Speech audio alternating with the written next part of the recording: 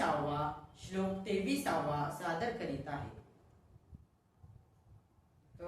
विद्याद दुःख संयोग वियोगं योगसज्ञितो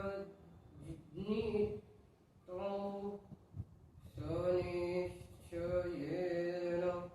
योक्तव्यो योगो निर्विण्णचेतसा.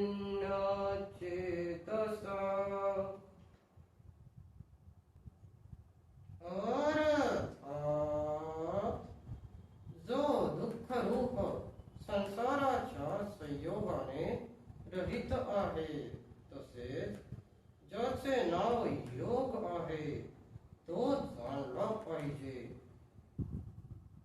तो योग न कंटाळता अर्थात धैर्य व उत्साहयुक्त चित्ताने